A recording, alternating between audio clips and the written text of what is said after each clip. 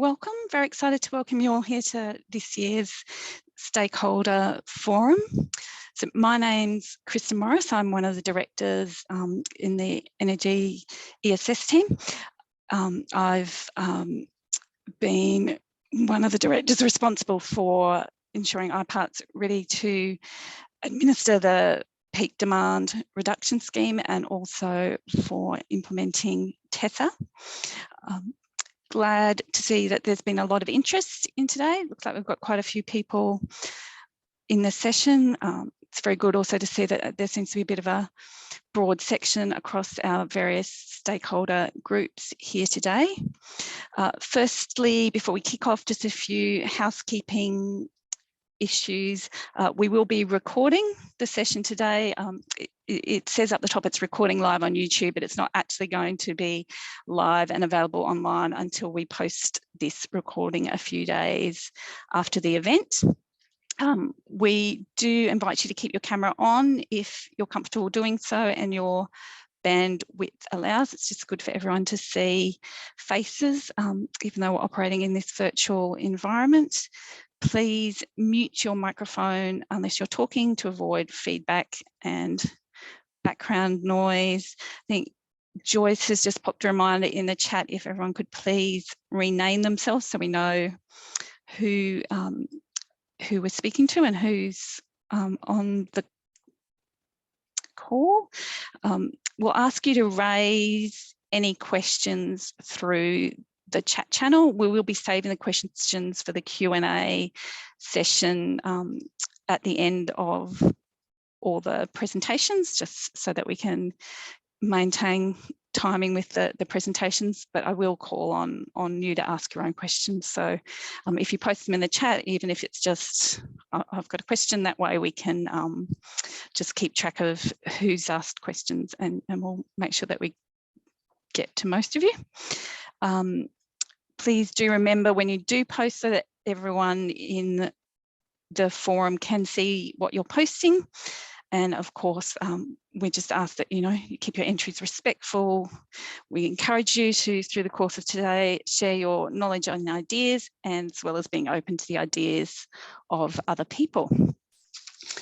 We do have a fair bit to cover in the next few hours. We've got the agenda up on the screen now.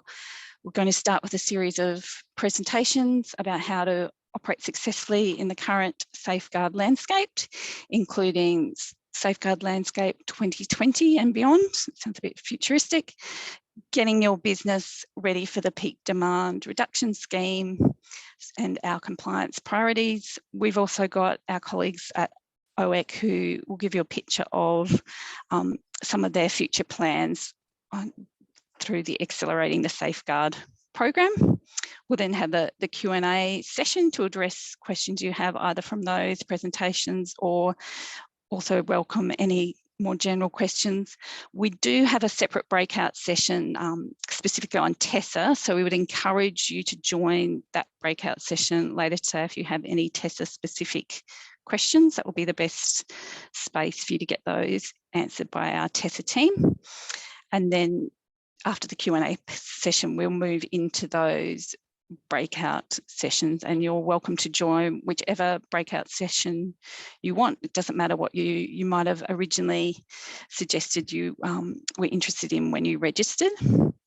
So I'd now like to introduce Carmel Donnelly, who is the chair of IPART's tribunal. Carmel is an experienced chief executive, board member and regulator with over 35 years of public sector experience. In past lives, she was the chief executive of the State Insurance Regulatory Authority and has also held executive roles in emergency services and insurance regulation. Carmel's career has been focused on improving financial, economic, health and social outcomes for both individuals and the broader New South Wales community. In January 2020, Carmel was awarded the Public Service Medal for outstanding public service to regulatory reforms in New South Wales. And Carmel commenced as chair of the tribunal on 1st of July 2021, and that appointment is a 5-year appointment. So welcome, Carmel, and very pleased to have you here today. Thank you, Kristen. Hello, everyone, and thank you so much for joining us today. It's great to see you here. I was going to introduce myself, but you've heard enough, I think. We'll move on from there. Let me first acknowledge the traditional custodians of the lands wherever we're joining today, pay our respects to elders past, present and emerging, and all Aboriginal colleagues, customers and stakeholders and participants today. I would just say too that I'm joined today clearly by members of the Energy Sustainability Committee at IPART. Most of the functions related to Safeguard are delegated to that committee. So particularly Fiona Towers and Chris Bangaro, who are here, and also some key people from the IPART team. And like you, we share a very strong interest in the success of Safeguard, of the scheme, and we're very committed to the role that it plays for the future of energy in New South Wales and in achieving net zero goals.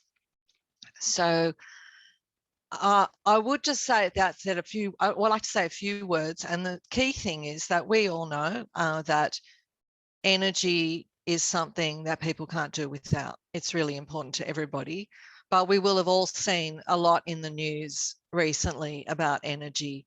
People of all ages, whether they're in metropolitan, regional or rural New South Wales, whatever their walk of life, people have concerns about climate change, about resilience in the severe weather events that we've been seeing, floods, fire, etc., being able to be sure that they'll have security of supply of energy, and what is it going to cost them? So the cost of living concerns are very top of mind for people. I think a key thing, just as we kick off today, is to say that make no mistake, you are part of the solution to those problems, a very important part of the solution. The Safeguard schemes help households reduce energy use, to install efficient appliances and equipment, reduce their demand at times of peak demand. That contributes to reduction in costs for them, which is very helpful and important in these times. It also contributes to state and national goals around cutting emissions and achieving net zero. So our purpose today is to be very focused on your success, to enable you to be up to date and have the information and the support that you need to be successful, both for yourselves but for the broader community. That's why we're focusing on your success. We're hoping today to help you develop a good perspective of the Safeguard landscape, how it may evolve in the current year, help you prepare to operate in the peak demand reduction scheme, understand what you need to do to comply with your obligations and where we'll be focusing our attention so that you're completely up to date and fully informed. So look, I've been really pleased to join you today. I will stay for as long as I can, but I know that the team will take you through lots of material and opportunities for questions and discussion. But I'm very pleased to be here because you're the people who will make this a success, both for yourselves and for the broader community. And in a moment, we'll hear from Michelle Coco, the acting CEO of IPART, who's going to talk to you about the Safeguard landscape for 2022 and further beyond. So just from me, one more time, I'd just like to thank you for being here. I hope you find today very helpful.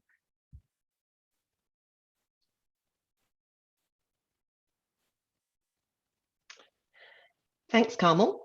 Welcome, everyone. I am Michelle Coco, the Executive Director for Regulation and Compliance, and I oversee and work with the team on the Energy Security Safeguard. I am joining you today from the land of the Darabal people, and I would like to acknowledge them as the traditional owners of the land on which I'm coming from. I'm in the Illawarra. I pay my respects to elders past and present, and especially to our First Nations stakeholders and colleagues and community members who have joined us today. Welcome again. Thank you. Just to echo Carmel's comments, thank you again for joining us today and for taking the time out of your, I know, very, very busy schedules and the important work of participating in the Energy Security Safeguard. We hope that you will find this valuable. At my first forum a year ago, I spoke of partnership and transformation. And from my perspective, these two themes, I think, have characterized the way we have worked and what we have collectively achieved over the past year. And by collectively, I mean the IPART team as well as our stakeholders, including you. Now, the ESS has been around for over a decade, but we have spent much of the past year rebuilding and resetting some of our core elements to set us up for better functioning of the scheme, better operating and engagement models, more intuitive IT, hopefully, and an expansion of the safeguard policy settings. Have we succeeded in this? Well, I will let you be the judge of that, and I'd be very happy to hear your feedback, however you want to send that to us. It was and it remains an ambitious program of work, but I think we've made some great inroads on some key deliverables. We're by no means at the end of that journey. In fact, I think we're probably only just getting started. But nonetheless, let's take the opportunity to just reflect on what has come and what has been delivered and what comes next. So we've got a new RegTech system to help you participate in the scheme and help us better administer the scheme. We've got a new scheme, which we have been building and preparing for the implementation of. We've expanded the existing ESS scheme, and we've got a more contemporary approach for working with you, our stakeholders, to get you into the scheme and succeeding in the scheme. I'll speak about these areas in a little bit more detail now. So firstly, let's deal with TESA. This time last year, I spoke about embracing a digital future by integrating our collection of older legacy systems into a new user-friendly system that would become the single point of access for interacting with us through the scheme. This journey began for you in September as we launched TESA, which is the Energy Security Safeguard Application. We do love an acronym. We're excited about the new online system, and I don't want to contain our excitement. It has been game-changing, I think, certainly for the IPART team, but hopefully for our stakeholders as well. It offers a single point where IPART and stakeholders can interact, which is in contrast, stark contrast to our old collection of different unintegrated, outdated legacy systems and multiple manual processes. TESA is based on robust industry-leading platforms called ServiceNow, and that will continue to be updated over time. So we'll continue to have the best of what that platform has to offer. It also importantly provides us with high-level security of your data through account management. So there are lots of gains to be realized from TESA, which we are just starting to see now. But as with most ambitious IT transformations, it comes with its own set of challenges. My team are no doubt tired of me using the new mobile phone analogy, so bear with me if they roll their eyes on this, but you know, it's like using any new mobile phone. We know it's there to make our life simpler and it has the most recent functionality, but it's very different to your old mobile phone. So too is TESA very different to our old systems. And it will make life better, it will make life simpler, but until we've actually gone in and explored and played with all the new buttons and the apps and the functionality, it can feel counterintuitive. My key ask of you is, if you are frustrated by the change, please bear with it. And if you are struggling or something doesn't make sense or something isn't working, please get in touch. I know a number of you have already been in touch to let us know of some challenges you're experiencing with TESA, and we welcome that because we don't know what your experience is and we want to know. So please continue to get in touch using the My Technical Support button within TESA, or if you're having difficulties logging in, for example, let us know through the correspondence form on the TESA login page. Aside from those challenges, which we hope are teething problems, we think it's a great system, but we do realise that it has the potential for much more. We know some of you have your own ideas for what further use we can make of TESA, and we are keen to hear your thoughts. I can't promise that we'll implement them straight away, or indeed all of them, but you have our commitment to exploring these ideas with you and looking at how we can and when we can operationalise some, maybe all of them. Let's talk about the second of the safeguard schemes, the peak demand reduction scheme. Now, I was going to start this section with a few points about the commencement of the PDRS rule and the very recent amendment of the electricity supply regulation. Those are important, but I'm not entirely sure that they're very interesting from your perspective. So I don't want to cast them as highlights of the PDRS journey. I think a big highlight from our perspective is the accreditations. Yesterday, we approved the accreditation of the first 11 ACPs for the PDRS. These 11 ACPs are now ready to go for scheme commencement on Tuesday, the 1st of November, and they can register PDRS certificates from that date. This follows a more agile process which we commenced earlier this year of calling for EOIs from existing ACPs and working to craft a simplified, streamlined application process, which leverages and acknowledges the good work already being done by our ESS ACPs. I think this is a strong example of us trying to do things more simply, more intuitively, but I really want to hear from you whether we've got that right and what more we can do. As you know, the PDRS will offer financial incentives to reduce peak electricity demand, making its contribution to the Safeguard's goals of making energy more affordable, reliable and sustainable, and helping New South Wales achieve its net zero targets. I won't tell you much more about the scheme, but I would encourage you to take a look at our new PDRS pages on the ESS website. We've had a really good go at simplifying how we present really technical information about the scheme, what it looks like in practice and how to get involved and what it means for you. Again, we want you to be the judge of whether we've got that right. So please do reach out to us with feedback on what's working for you and what you don't think works as well. If you are interested in getting involved in the PDRS, excuse me, and getting accredited, then Lynette will cover this more in her presentation later. So the PDRS represents a significant change, not just for our ACPs, but also our scheme participants. We're actively looking for ways to achieve simplification in the scheme participant space too. An example of this is the thinking on whether combining the PDRS and the ESS audit process would reduce the burden and cost for our scheme participants. Thank you to those of you who have provided us with feedback on this proposal. We're very grateful to you for taking the time to engage with us on this. We're now assessing your feedback and we will be in touch in hopefully a few short weeks to share where we've landed on the thinking and why. Let's move on to expansion of the ESS scheme with the ESS rule. So 2022 has been a year of change in many respects, but also including in the existing ESS space. We updated the rule at the start of 2021. That rule change saw new and updated activities under the HERE and IHEB deemed energy saving calculation methods. There were also some other policy changes which included allowing the installation of new and replacement solar and heat pump hot water heaters into the scheme. We also saw a significant increase in the installation of refrigeration cabinets under activity definition F1. Now, while many of those installations were undertaken in a very compliant manner, we unfortunately also witnessed some unlawful and undesirable behaviour, including cabinets not being installed as required and customers being provided with cabinets they didn't want or need or that were unsuitable. Now, this type of behaviour may be infrequent, but it has unfortunately a disproportionate impact on the success of our scheme.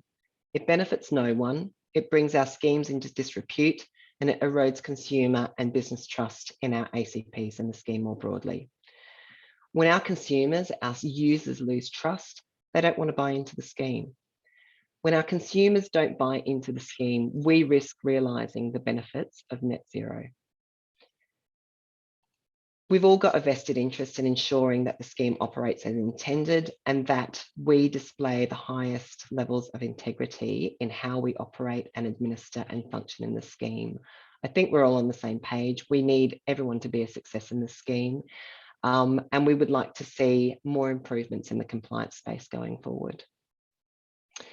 Now, in the refrigerated cabinet space, what this translated to was, in combination with similar issues in the VEU program in Victoria, it prompted the Office of Energy and Climate Change to consider a rule change. And this was put through at very short notice as a matter of urgency. Now, that rule change commenced on the 1st of August and resulted in the introduction of a co-payment for the installation of refrigerated cabinets and the splitting of baselines for new as opposed to replacement equipment in activities F1.1 and F1.2. And we've also now clarified, as a result of that rule change, that activities can only be done in non-residential buildings.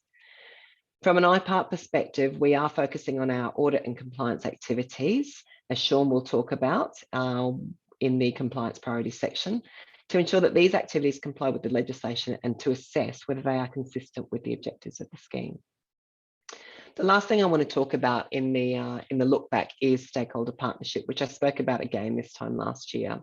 Last year, we launched our ESS stakeholder engagement policy and approach. In essence, we aim to have better conversations with you, provide you with better information on us, how we think, how our schemes operate, how you comply with the scheme, and our regulatory approach.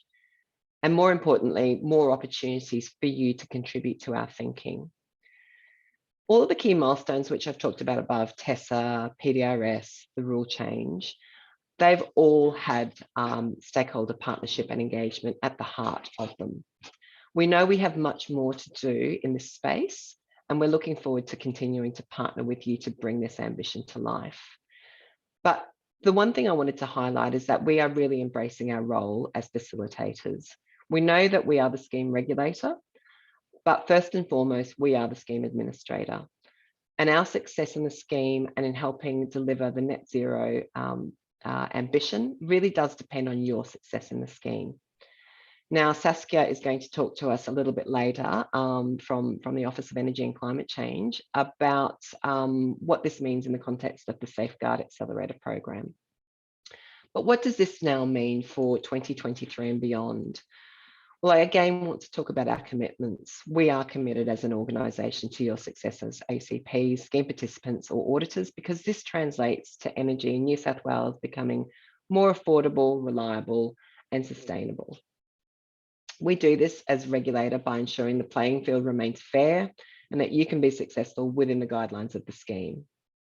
We've demonstrated our commitment through our stakeholder engagement strategy and our KPIs, although we're only just getting started. So what you have seen and what you will continue to see from us in this space is regular updating of our website and guidance documents to ensure you have the latest information. But it's not just any updating, it's hopefully more simplified, streamlined, user-friendly updating. This means also regularly responding to stakeholder feedback and holding ourselves accountable through our KPIs. And also responding to feedback from and providing information to our ultimate customers, the people of New South Wales. For example, we published a list of ACPs with activities they're accredited for on our website. And this is important so customers know who they're dealing with and what their role is in our schemes. We'll continue to provide information to help the people of New South Wales access the schemes, which ultimately helps you succeed in the schemes as well.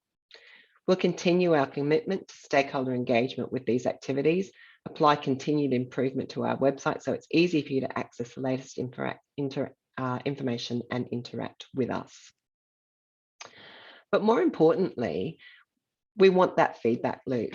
So we want your impressions on whether we are in fact succeeding at delivering on these ambitions. So we want to create more opportunities again for you to provide us with that feedback in real time. So as Carmel has said, when all of you are involved, who are involved in the Safeguard, are successful in the Safeguard, that leads to the best outcomes for the people of New South Wales, the people that we are here to deliver benefits for. That's why this year's theme for the forum is how to be successful in the Safeguard. You'll hear throughout the remaining sessions about practical things you can do to maintain your success in operating in the schemes. And as I said, we'll also have Saskia Peters from OEC as our guest to talk about accelerating the Safeguard. And this is a really exciting program, which impacts on not just you, but also IPART as well, for how to jumpstart the benefits of the Safeguard. There's also going to be some opportunities to interact through our Q&A session and in our breakout sessions. But the overriding message is that we are here to work with you and to hear from you. Hopefully, this isn't just from your perspective, us talking to you. It should be a two-sided conversation. We're going to continue that conversation offline as well in other opportunities to engage with us. Shortly, we'll hear from Dr. Lynette Ayung in relation to what you need to know about becoming an ACP accredited to operate in the peak demand reduction scheme. But first, we'll have a brief recap on the year in review and the year ahead. Thank you very much for listening. I hope you enjoy the forum, and I look forward to working with you more and hearing your feedback.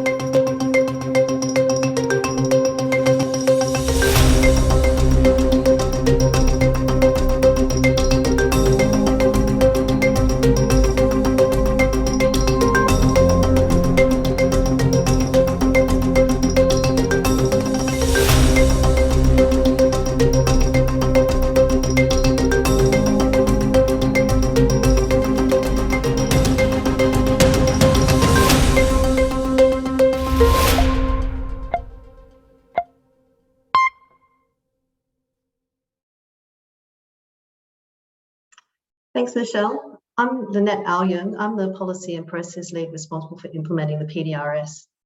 First, I'd like to begin by acknowledging the traditional owners of the land I'm presenting from, the Wongal people of the Eora Nation, and pay my respects to their elders past and present. This session is about getting your business ready for the PDRS. What I'll cover today is the fundamentals, PDRS fundamentals, getting accredited, nomination, understanding vintage, and the combined audit process. So first of all, peak demand reduction scheme incentivises capacity to reduce demand in peak times. Those peak times are 2:30 to 8:30 Australian Eastern Standard Time, but it occurs over summer, 1 November to 31 March, so it's really 3:30 to 9:30 daylight saving time. It's a capacity-only scheme. It's not for the actual demand reduction.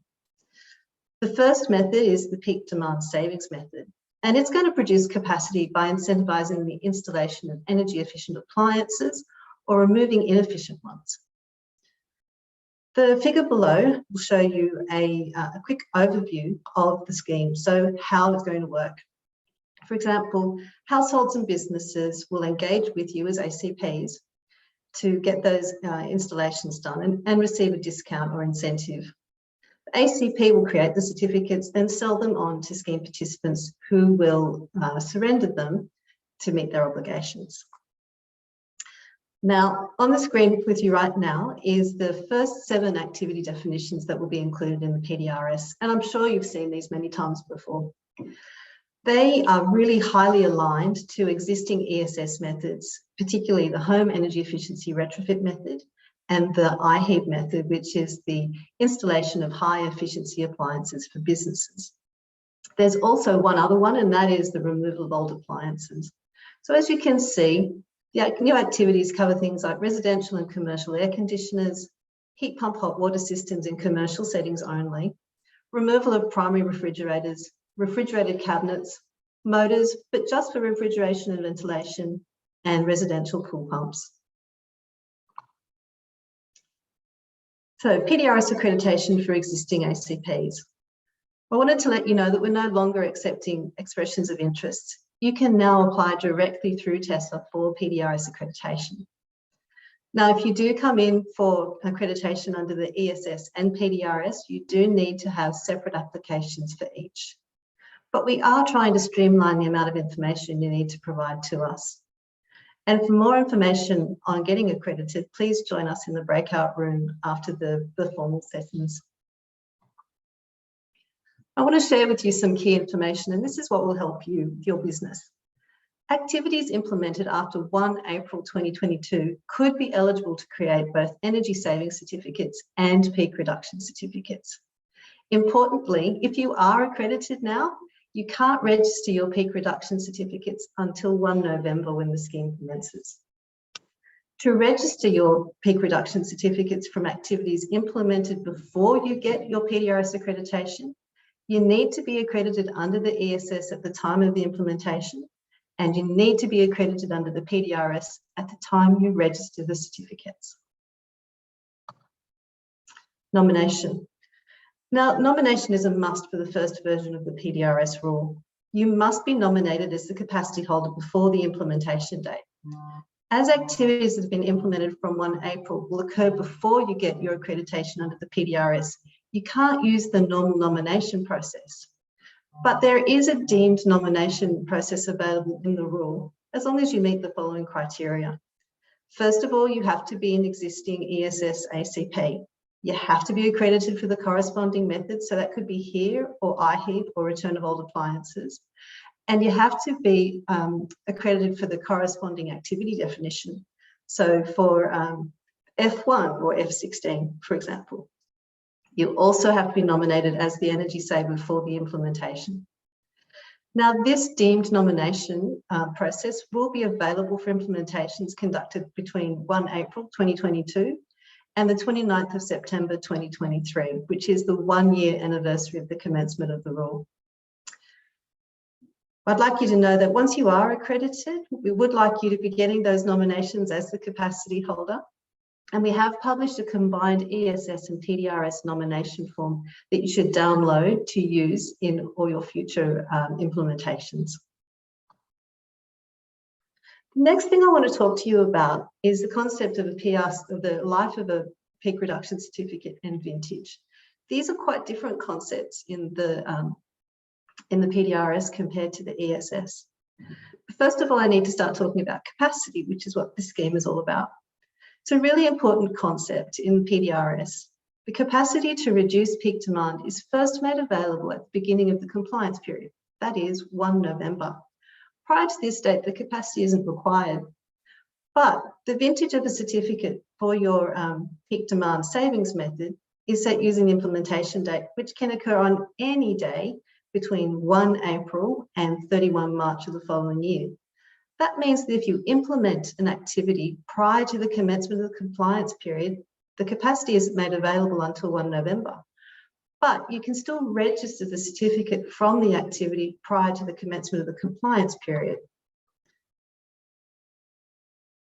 To make it easy, we've set the vintage year as the year at the end of the compliance period. For example, an implementation between 1 April 2022 and 31 March 2023 will create certificates with a 2023 vintage.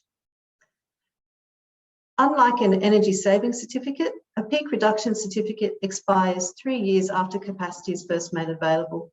So a certificate with a 2024 vintage will expire on 31 October 2026.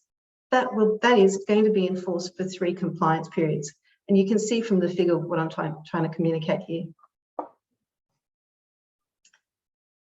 Forward creation. Now, the peak demand savings method can be used to forward create certificates for the life of the implementation. For some methods in the ESS, all energy savings, including future savings, are deemed to have occurred on the implementation date. The PDRS is different in that capacity is made available in each of the years that an implementation is expected to be in place. As a consequence, instead of certificates having 1 vintage, an implementation under the PDRS will result in certificates with different vintages for every compliance period the capacity is made available. Simply put, an implementation with a 6-year life can create PRCs with 6 different vintages. All certificates become active on registration. So some certificates are active for longer than others. And by active, we mean they are tradable and can be surrendered against a liability. Now, if you have a look at the example below, this is for an implementation that has 6 years of life and creates certificates of 6 different vintages. Now, let's say they're registered in October 22. Capacity from the implementation is first made available on 1 November 2022 and will have a 2023 vintage. Now, given that a certificate, once the capacity is made available, has a life of 3 years, the first set of certificates created, the 2023 vintage ones, will expire in October of 2025. Now, if we have a look at the next one down, the 2024 vintage certificates are active from the date they are registered in October of 2022. So you've got a year where they're just active. Capacity becomes available on the 1st of November 2023. As a consequence, the certificate is active for another 3 years, ending on the 31st of October 2026. So in effect, the 2024 certificate in this example is active for 4 years. And so it goes down the line. All right. Moving on to registering certificates, which is what this is all about. To do that, just like with the ESS, we'll get you to complete the implementation data sheet in CSV format and submit through TESA. TESA will automatically sum the PRCs across the upload and round down to the nearest certificate. It will then evenly apportion the PRCs across the different vintages based on the life of the implementation. And if there are any left over, it'll start again and apportion to the early stages, early vintages. Importantly, certificate registration cuts off 6 months after the end of the compliance period, which is going to be the 30th of September. And finally, PRC audits. We understand that if you have an ESS accreditation and a PDRS accreditation, that the same implementations will be used to create energy saving certificates and peak reduction certificates. So where an audit contains the same implementations, we're going to be quite flexible about how you come to audit. So you can combine your audits to save money and align the timing to meet your compliance obligations. We'll accept one detailed scope of work to cover both the energy saving certificates and the peak reduction certificates, and we'll accept a combined audit report over both types of certificates. However, separate audits will need to be started for each accreditation in TESA, and any audit documentation will need to be uploaded for each instance. So thank you for your attention. Next up, we have Sean Goodchild to tell us about compliance priorities. But before that, we have a brief recap. Thank you.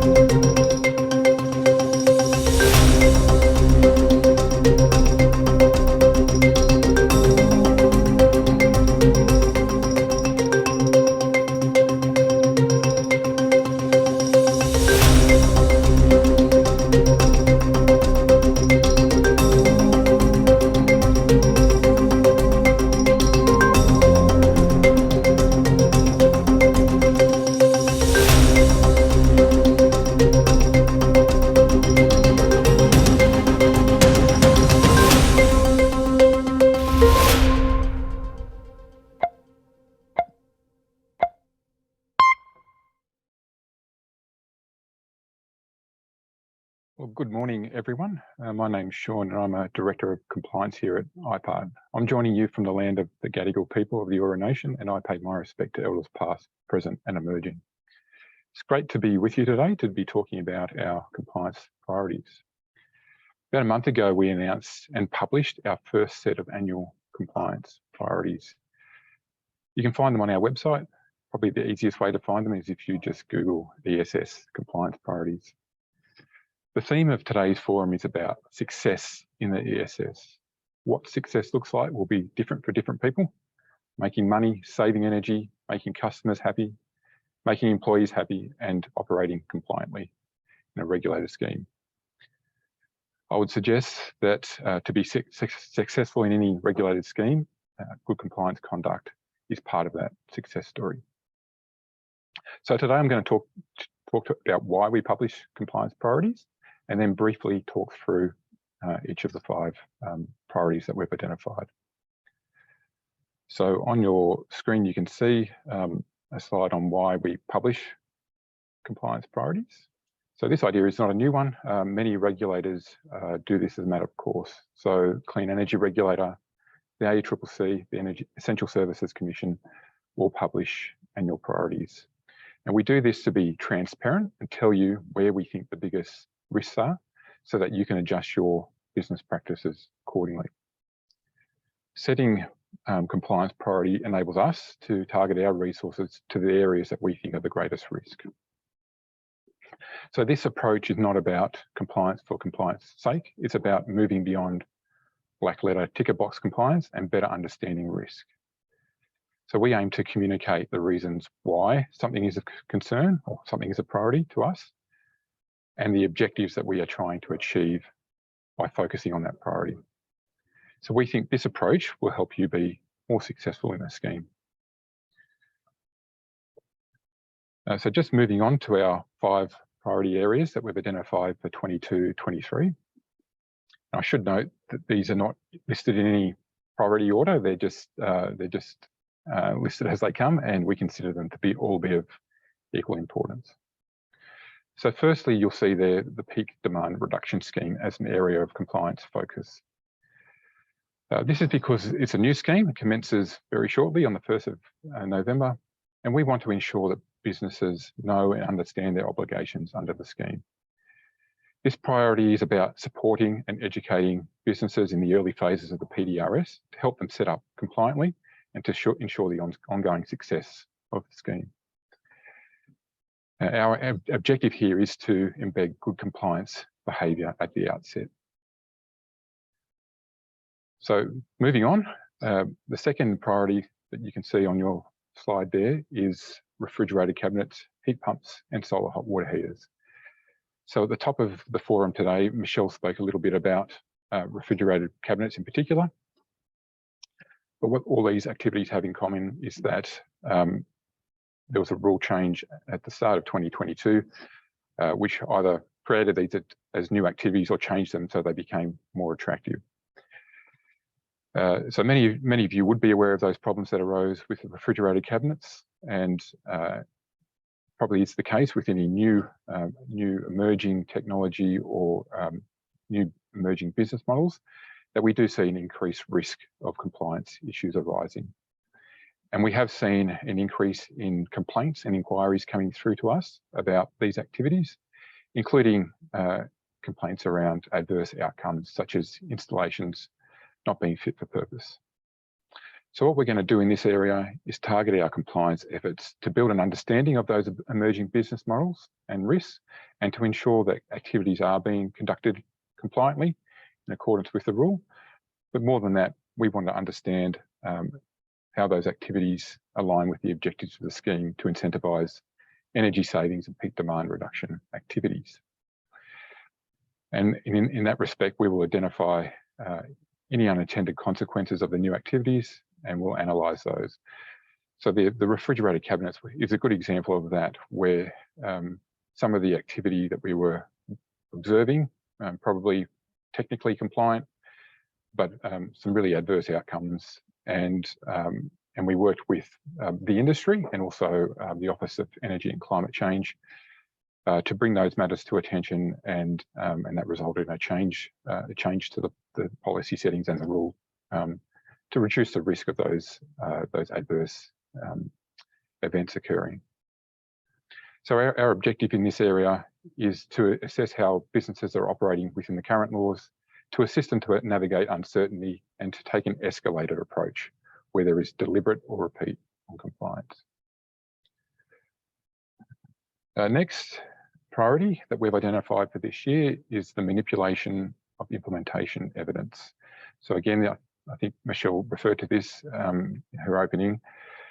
A fundamental aspect of the Safeguard schemes is that energy savings or peak demand reduction capacity is supported by evidence, which substantiates actual activities. Over the last couple of years, we have seen some instances where evidence has been manipulated, such as relabeling of lights, altering of geotag photo data, and altering of nomination forms. So I think you would all agree that this type of conduct is not something we want in the scheme, and we will target our compliance efforts to identify and expose improper conduct, and we'll escalate our enforcement activity accordingly. I should note that in some of the instances that we have seen over the past couple of years, there are assertions made that the alteration of documents was an attempt to comply. On many levels, that argument doesn't quite stack up. So if there are gaps in evidence that need to be explained, we would much prefer you to come to us and have that discussion and explain those gaps and alternatives or different ways of addressing those gaps, rather than reverting to creating or changing documents retrospectively. Next priority, 2 more to go, scheme participant liability. So as you would appreciate, we operate in a two-sided market. We're not just focused on the ACP side. We are seeing an increasing number and diversity of scheme participants coming into the scheme, and some of those newer operators may have more limited awareness or understanding of their obligations. So we're going to target our compliance activity to supporting those newer participants to understand them, how to meet their obligations. Our objective here is to make sure that those that have obligations under the scheme meet those obligations, and to ensure a level playing field for all participants. Lastly, we have a compliance priority around consumer protection. Some on the call may be wondering, isn't that the role for our consumer regulators? To an extent it is, but over the last year we have seen an increase in the number of consumer complaints about the Safeguard schemes that are coming through to us. These complaints vary from products failing or not performing as expected, through to misleading information and advertising. So while some of these issues don't relate to the legislation we administer, it is important that we leverage the tools and networks that we do have available to us, and ultimately to ensure a successful, reputable and compliant scheme. So what we're going to do in this area is leverage existing rules and requirements which have a consumer-facing element, such as the minimum requirements of conduct we have under the ESS. And we'll continue to build our understanding of consumer law issues, stronger relationships with consumer regulators such as New South Wales Fair Trading, so that we can appropriately deal with matters that come to our attention. And our objective in this space is to ensure that the good reputation of the scheme is maintained, and that consumers can be well informed so they can confidently interact with the scheme. So just some concluding remarks on our compliance priorities. By telling you about our compliance focus and the reasons why we are focusing on those areas and the objectives that we are trying to achieve, we aim to help businesses understand compliance risks in a more meaningful manner. These are priorities for us because when they don't work properly, the scheme and its ultimate objectives suffer. The success of the schemes relies on us all operating compliantly and understanding compliance risk. So ultimately, your success translates to improved energy affordability, reliability and sustainability for the people of New South Wales, which is our ultimate objective. So that concludes my presentation, and in fact concludes the first session of the forum. So after a short video, we'll go to a break. I think we'll have a 10-minute break. So grab a tea or coffee, punch out some emails, whatever you can do in 10 minutes. But if you could please be back by 11 o'clock for the next part of the session. Thank you.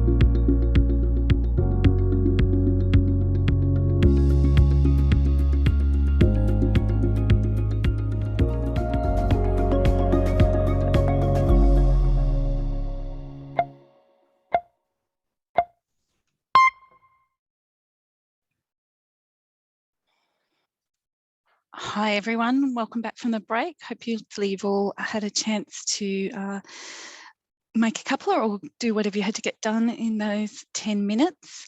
I'd now like to introduce to you Saskia Peters and Paul Merrill, who'll be presenting the next presentation. Saskia is leading the Safeguard Acceleration Program at the Office of Energy and Climate Change. Saskia has designed and delivered energy efficiency and clean energy programs across a range of sectors, including residential, regional communities, and the manufacturing sector. She's experienced in industry-led design process, market transformation, and strategy and policy development. Paul Merrill is a principal designer at Meld Studios and has been working with the Office of Energy and Climate Change on the Safeguard Acceleration Program. Paul is working at the intersection of ethnography and design.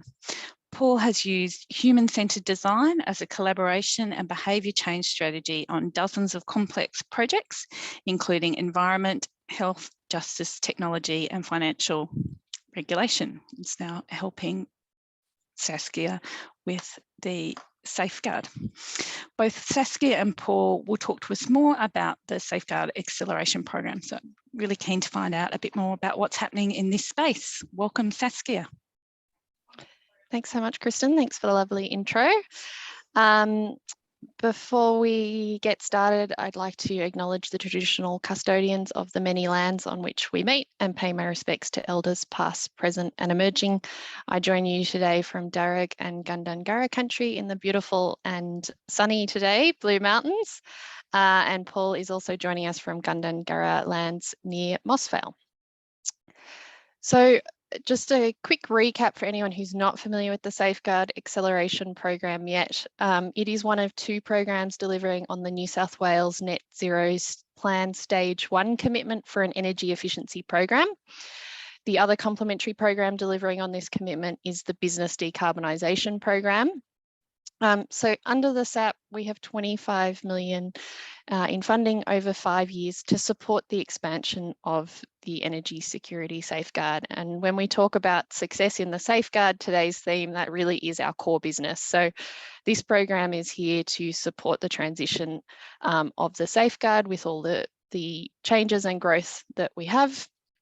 So we'll help industry expand activity under the energy savings scheme and get ready to participate in the new peak demand reduction scheme. And the funding that is really there to help the energy services sector and accredited certificate providers diversify business models and reduce the cost of participating in the safeguard. So we do this through a range of things like targeted incentives, stimulus funding, capacity building and promotion. We're rapidly ramping up our activity now. It's really exciting to be here and have a bunch of concrete things to talk about after a very long development stage. So we have a whole range of work streams in various stages of development that we're really looking forward to engaging with you over the next months and years. I'm going to talk about, with Paul's help, 3 of our key priority projects that we've got kicked off already.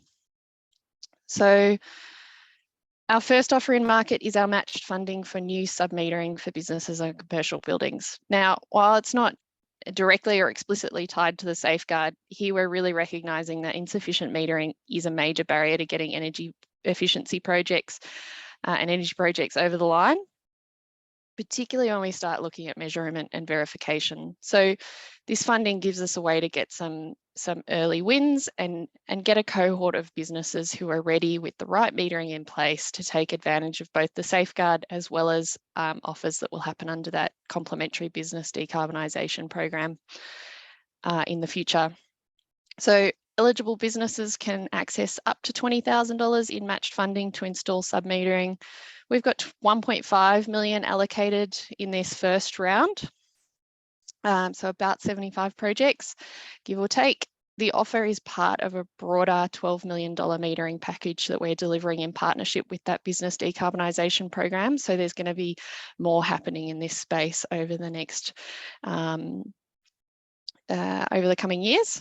Now, if you know businesses that might be eligible, if you have projects that would benefit from metering or projects that you haven't been able to get over the line because you don't have the metering in place, make sure you have a look. We've worked really hard to make the application process as user-friendly as possible, and we have to close the offer on the 2nd of December. So there's still a bit of time, but we're starting to get towards the pointy end. So I'd really encourage you to have a look.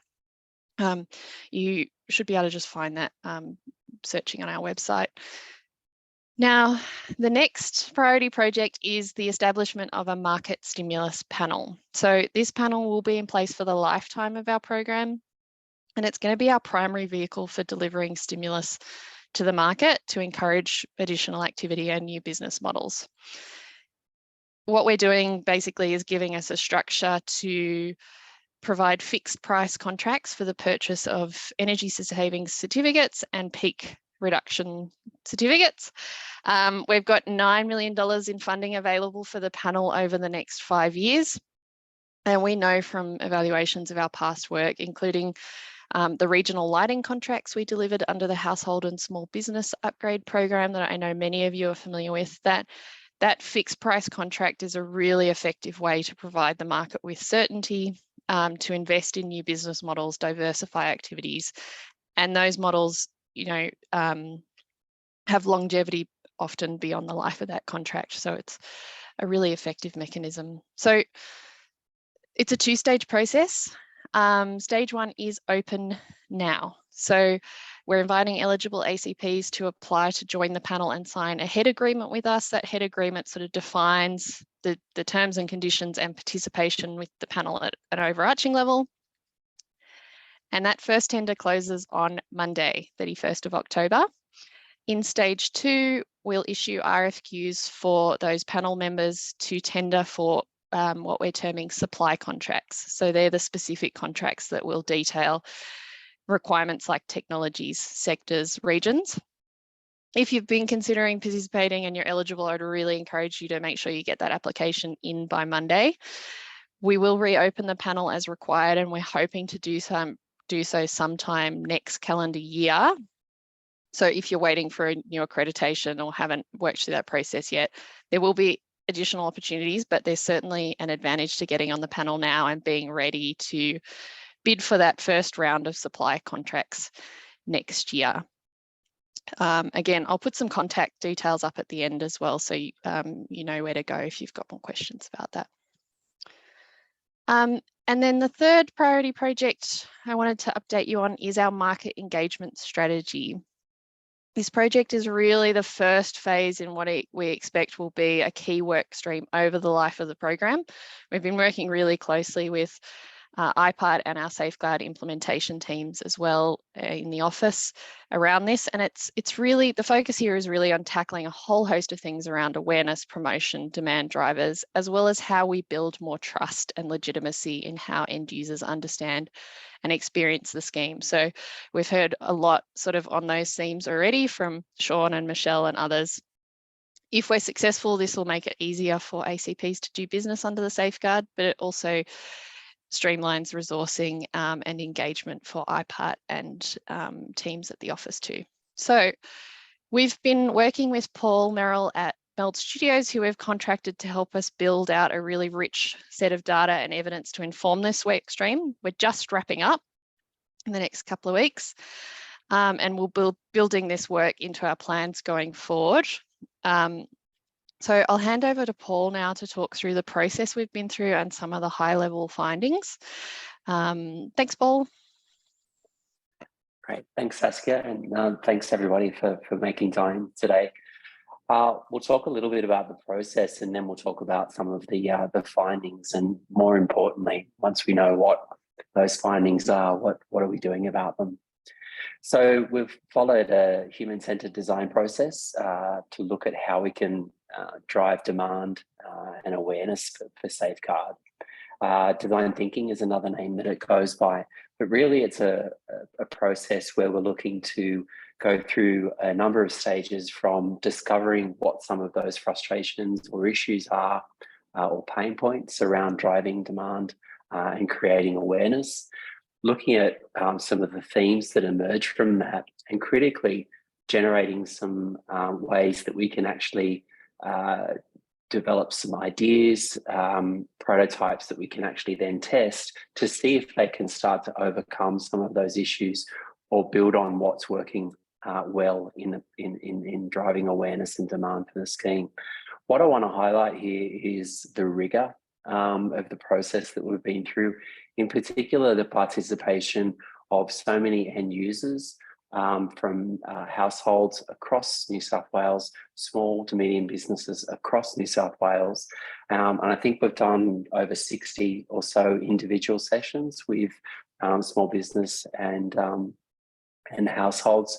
And what we've also been able to do is some quantitative survey work as well too. So it's just over, I think about 110 end users all up, as well as installers, tradies, local council as part of the research as well. So over 2,500 data points pulled together that we've analysed, and then we generated a series of statements that will help us generate some ideas. And I know some of you actually in this session today were alongside us as we were generating ideas, and I thank you for that, because it's actually that working together that makes it sing. What we've been finishing up in the last little bit is a number of prototyping sessions with those ideas. So what do people think of them? Are they going to start to resolve some of those issues that they identified? And that's really what we're working on now, is actually bringing that all together to present what that roadmap could look like. Okay, some of the findings.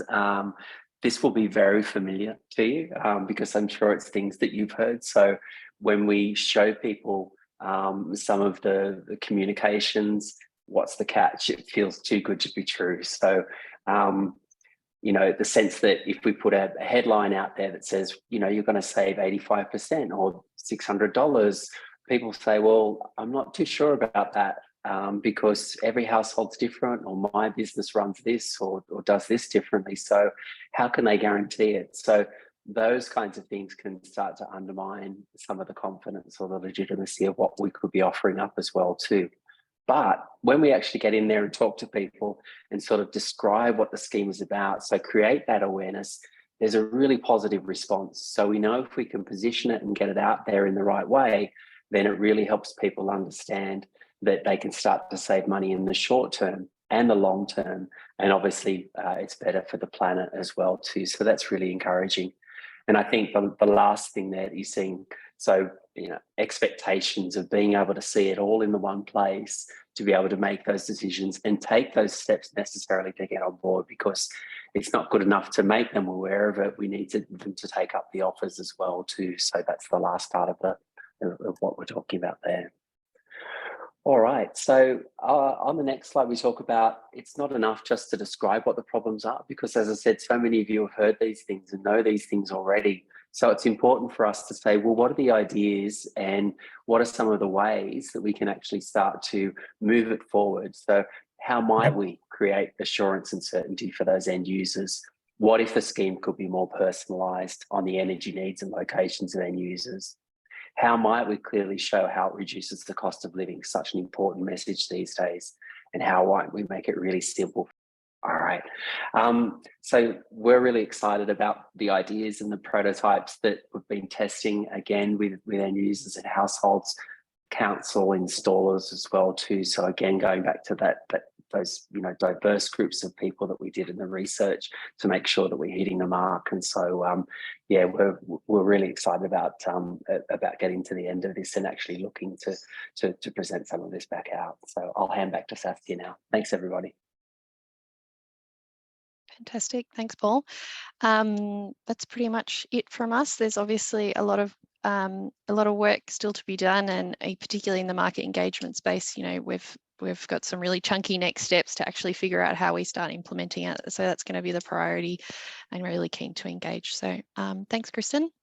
Thanks very much, Saskia and Paul. It does sound like that market engagement strategy will provide us all with a rich source of kind of data and insights for us all to kind of have some more guidance about how we can make the Safeguard a success.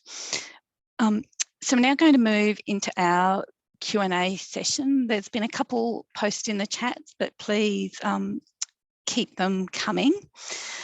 It's an opportunity for you to ask questions both of people who have spoken today and or just some general questions that you might have about the Safeguard. So on the panel today, we've got some of the speakers who you've already heard. So we've got Michelle Coco, Lynette Al-Yung, Sean Goodchild, we've got Saskia Peters, and we've also pulled in from Office of Environment and Climate Change, David Pryor. David is the manager of the Safeguard implementation team at the Office of Energy and Climate Change in New South Wales Treasury, and he leads a team responsible for the ESS and PDRS rules, and he's really focusing on trying to modernise and scale the schemes up to meet future targets. So feel free to also throw any questions you might have on PDRS or ESS rules into the mix. So I think the first question that has come through on the chat is from Angus Taylor at EcoVantage. I suspect this might be a question for our OEC colleagues, but Angus, would you like to ask your question?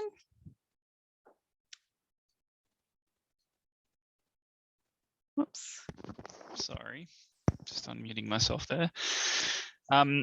It's really just, you know, I'm quite sure there's information that I'm missing here. So forgive me if there's any overlap, but just on, I guess, the exact difference between the perks and the ESCIs as far as their functionality. So obviously it's to reduce peak demand, but I guess what was mentioned a lot there was capacity reduction. So just wanting to know a little bit more about how those certificates when they're generated go towards reducing the peak demand explicitly. You know, how do they really differ from an energy saving certificate? Thanks.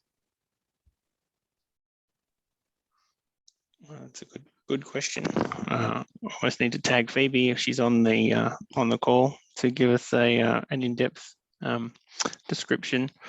But I guess, you know, I would say that the peak demand reduction scheme, well, you know, we've decided on capacity as the metric because we want to ensure that there is, you know, there's enough systems, I guess, and process in place to be able to, you know, serve the peak demand capacity. And there's so much action in this space with, you know, other market mechanisms that will be rewarding people for actually deploying that, you know, like peak demand reductions, that we honed in on, you know, the capacity to be able to provide peak demand reductions as what we would incentivize through the PDRS. So we want to say, for instance, in a residential space, and if you've been to any of our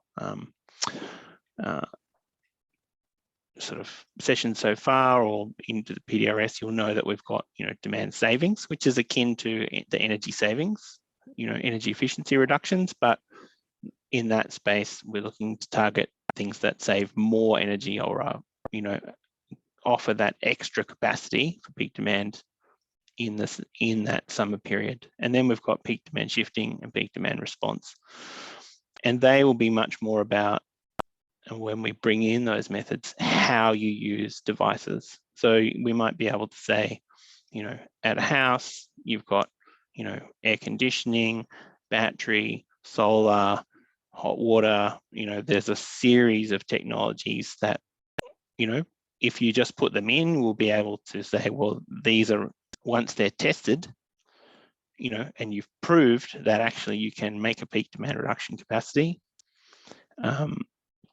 you know, we can offer incentives for that. And then how they're used, you know, then maybe through a VPP or with a retailer, you know, would be looking to create certificates on the other side of that. So, you know, it's more of a practical example, I guess, of how we would see the peak demand reduction scheme working in that space. You know, it's a, you know, it's like a forum on its own to go right down into the details on that, but hopefully that's enough of an intro for now.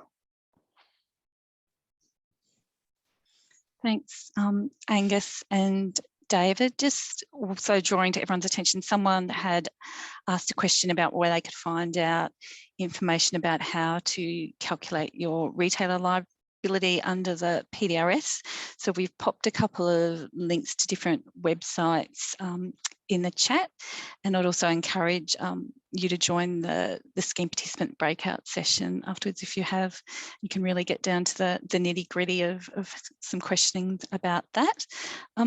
I've got another question here, which I think is probably for you, Sean, and that's around just what poor compliance behaviours is IPART seeing in the market at the moment? Thanks, Kristen. Well, I might start answering that question by saying we see a lot of good compliance behaviours. So let's start on that positive note. The vast majority of our the businesses we regulate try and do the right thing and do the right thing.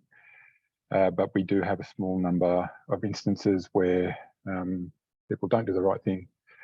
So I think we've probably covered some of those, particularly in Michelle's opening and my presentation on priorities, and some of those things that we see that we think are particularly bad conduct are wrapped up in those compliance priorities. So probably at the most extreme end is that that conduct around manipulating evidence or creating documents or photos and using them to represent things that didn't quite occur. So that we take pretty seriously, and we do receive complaints from members of the public, and we do investigate those matters. So we do have some of those matters on foot, which is good that we're identifying them and we can look into them, but not so good in the sense that they're occurring. But I would reinforce that of the many thousands, millions of certificates that are created and all the activity that occurs, the vast majority is pretty compliant. So that's good to see. But yeah, we are seeing some of the activity, and if people have information about certain activity that they're aware of, please get in contact with us and report that, because we can look into it, we can do something about it, and we can get those that small cohort of rogue operators potentially out of the scheme in the most serious circumstances, but we can address those problems appropriately by investigating and taking appropriate action. Okay. Thanks, Sean. I think we've got another question for you, Dave, from it's Adam at NCBA. Adam, do you want to ask your question? Thank you very much. Just a question for you, David. When you expect to release the next phase of peak demand reduction activities, probably including batteries, M&V, and some of the other technologies talked about at the start of this year?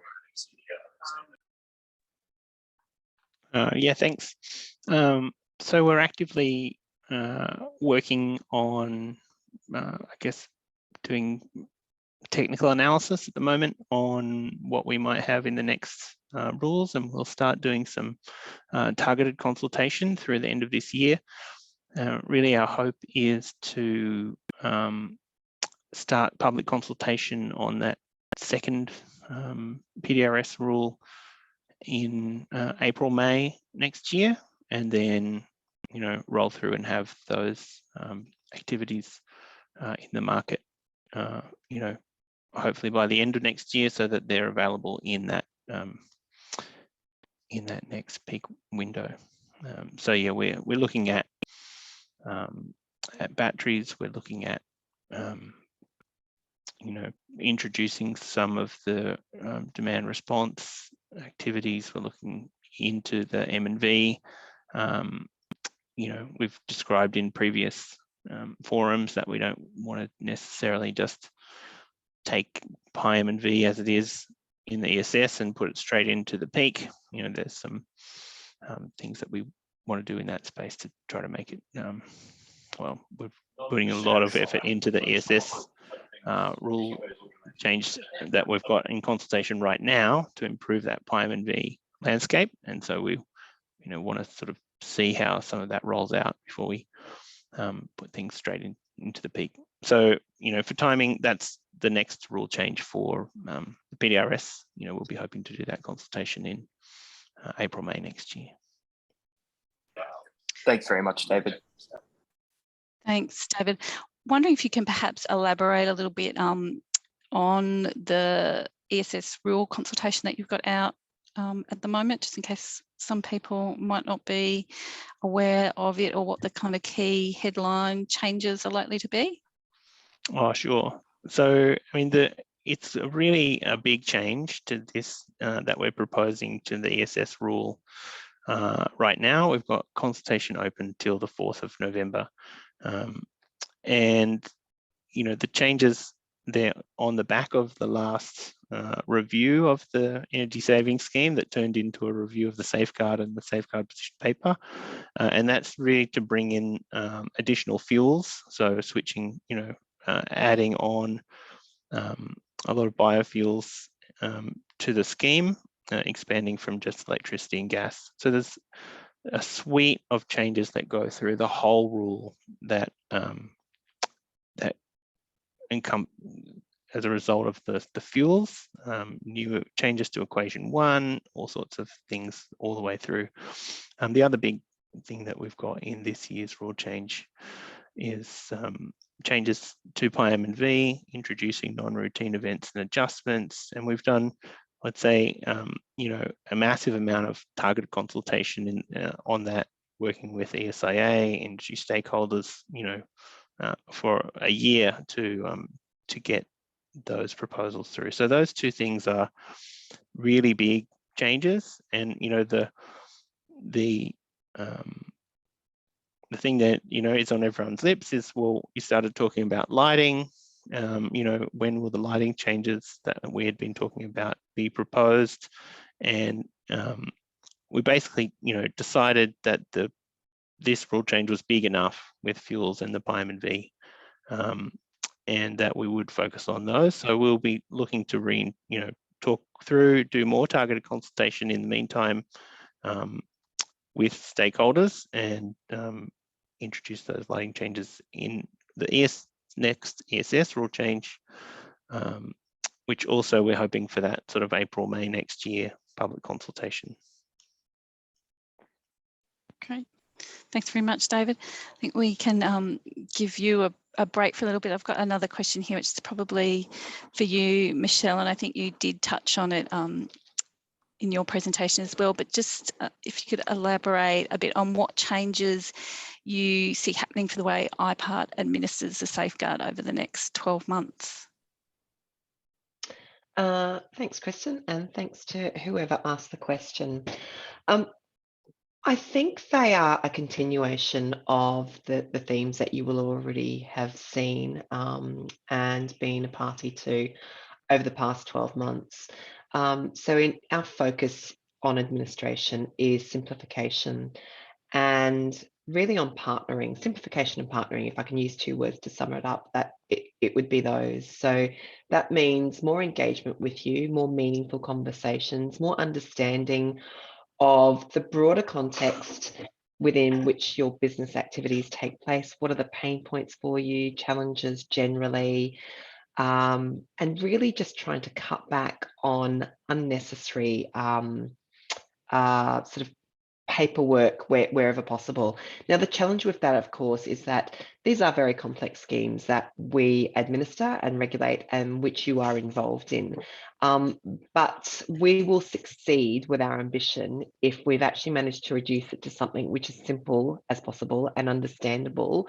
And we would expect a measure of success to be revealed in compliance stats across the scheme. So if we've got it right in terms of the partnership approach, engagement approach, and our simplification in terms of our guidance materials and other information on what it means for you to get involved in the scheme and how to succeed with in the scheme and comply with the scheme, then we would expect to see higher or increasing levels of compliance again. Now, that's not to say that we've got alarming levels of non-compliance at this point in time, but there's always scope, I think, to do better. So again, it's not so much about okay, we've done stakeholder engagement, we've got KPIs. Now, what do we move on to next? We need to see this through because we're not done on this process yet. There's more in the space that we can do to improve upon the great success and inroads that we made in the last year before we turn our minds to something new. Thanks, Michelle.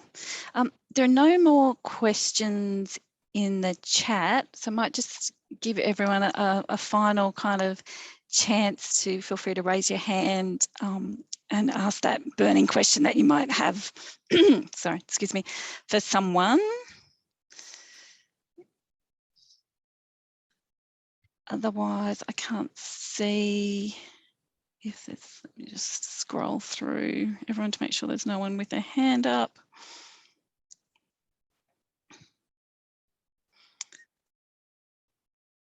So if there are no more questions, we'll kind of conclude. That really concludes the kind of formal session here today. I'd just like to thank all of you for joining and all of our speakers for speaking and everyone for taking the time to join us. I think a number of people have mentioned that really it's everyone here who plays a role in making the Safeguard a success, and it's important to reflect on what that might mean. We will be moving into breakout sessions shortly, and feel free to join whichever session you like. As I said, we did ask you for indicative ideas of what you might be interested in when we asked you to register, but you don't need to feel committed to that one. You can change if you like.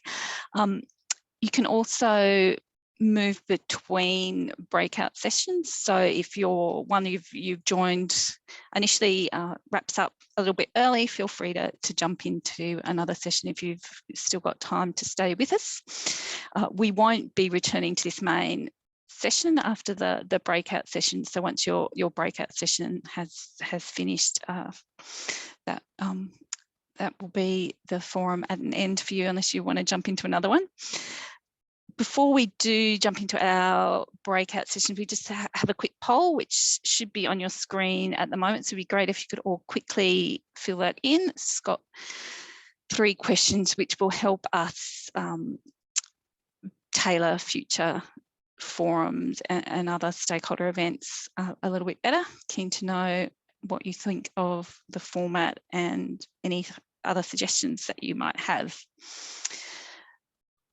While you're all filling in the poll, just letting everyone know the 4 breakout sessions, which should hopefully... I think Kristen might have accidentally jumped into a breakout room, but if you... Oh, she's back. We can't hear you, Kristen. I got moved to a breakout room a little too early, I think. Yeah, there are 4 breakout sessions. So we've got a PDRS accreditation for ACPs, if you'd like to find out a little bit more about that process. We've got one on compliance for scheme participants. We've got one on the PDRS for auditors, and I believe that that's going to include a bit of a run through about how auditors can do their work in TESA.